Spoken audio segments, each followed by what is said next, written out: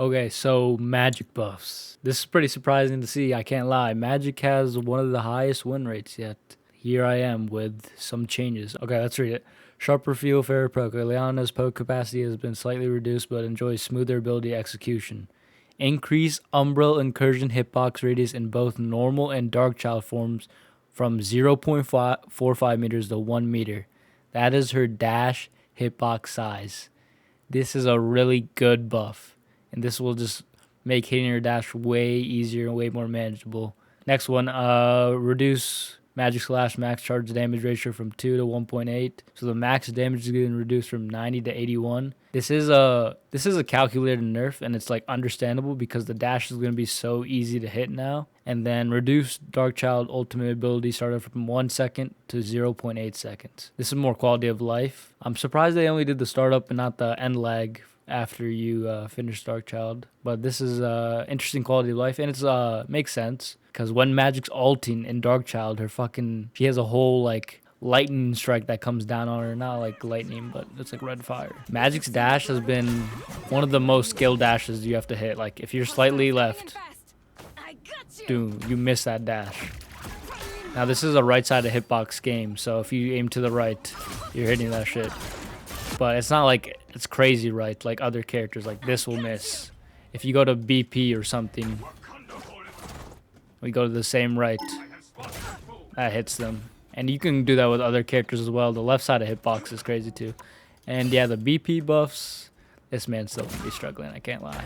So I can't really test how big the dash hitbox size will be, but if you definitely aim at least like to the tiniest left, you will definitely hit the person for sure in season 7. Okay, now the changes to right click. When charged up in season 6.5, this combo will kill. But in season 7, you're gonna have to mix in a melee. Now for 275 HP opponents, the combo is pretty much unchanged. This will still kill. But if we combo on a 300 health character, neither combo kills, but the portal combo will always do more damage. Almost getting Iron Fist down to like 1 HP. It's like 5 health left. If you do the range slash combo, in season 7, it'll look like this. He has quite a significant amount of health left. And I didn't like fully charge it just to emulate how the damage would look. Say if there's 2 healers and you're trying to kill them through each other's heals, the portal combo is going to do more damage overall. And you can follow up even further. The range slash combo, you're forced to have to wait for this very long window. So what do I think is the best combo? It's not the range slash combo. It's not the portal combo. Not the demon combo.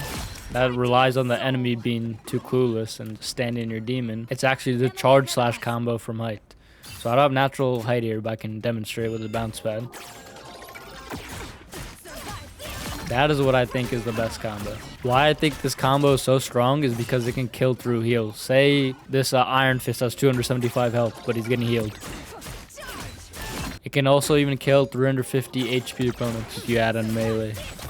You have to be set up for this combo. Don't always be looking for it. Like, look for natural height, especially like the starting map like Tokyo Shibuya. This is a great starting point for this combo. Okay, and now I want to talk about Magic's win rate.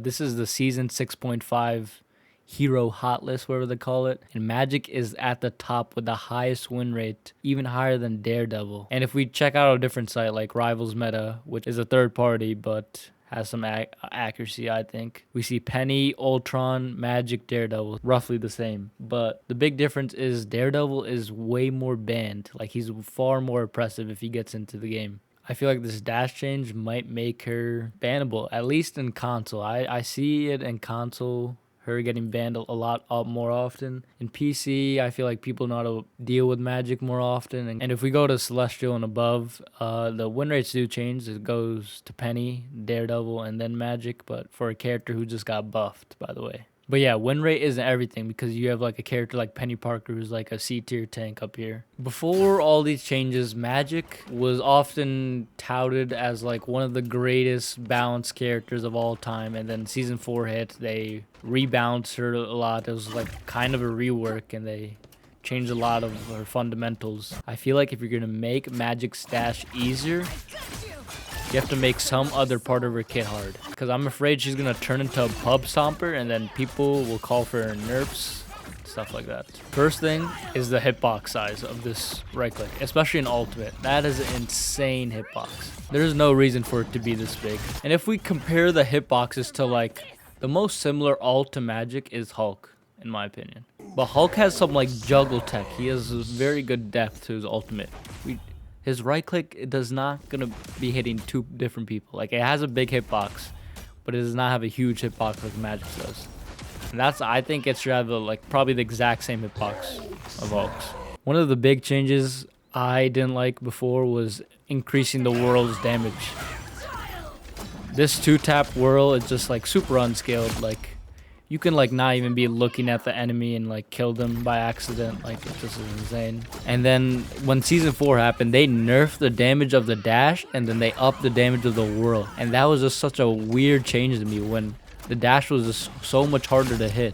Don't get me wrong, I like the whirl as ability, but it's just like a plain AoE attack. It shouldn't be the main way Magik does damage. I think you bring back that prime dash damage, or maybe a little bit less, because you don't want to be able to one-shot combo Luna with the new bigger hitboxes, so you might have to balance off that. So I do hope they like nerf the whirl's damage in her ult, buff the damage of her dash in her ult, and I wish you could put 2 demons at the same time in her ultimate.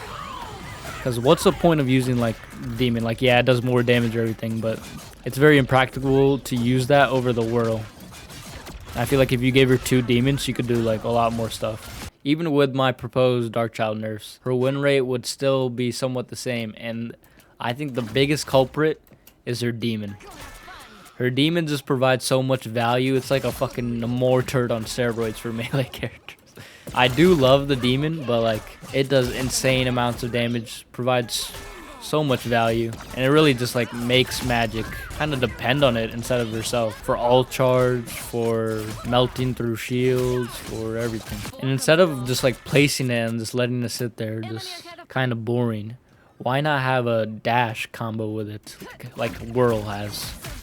Like, Whirl is so smooth into the dash, but if you try using demon into the dash, it just doesn't flow well. Just your combos don't come out right, I feel like. Especially if you incorporate the dash. Like, there it's fine. See, it takes like forever to get your sword out. It's actually insane. It's like they don't want you to use this combo. If you made the demon come out faster and you nerf the demon's damage, that would be a very cool new combo that Magik could explore. Like, I feel if you want Magik to be the best character, you need to bridge the gap between her demon and her whirl. Like, it's so much better for her to use her demon in like base Magik, and then when it comes to Dark Child, you're just spamming whirl more often, like barely using any demons. Because why would you do that when you can just spam this 150 damage whirl? Okay, and since we're talking about Magik changes, we might as well talk about her fall off on her sword.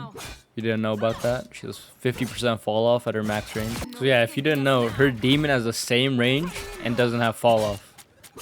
So that's just crazy. Like, if the demon doesn't have fall off, like Magik realistically shouldn't. I'm fine with fall off on her sword, but like, this is such like a big fall off for a combo character, so it just like doesn't make sense. So yeah, I like reduced the fall off to like 70% at like 5.5 meters and above. She's a great sword. If Blade's new sword has a 5-meter range and he does max damage, then Magik should have something a little bit longer and still retain her max damage.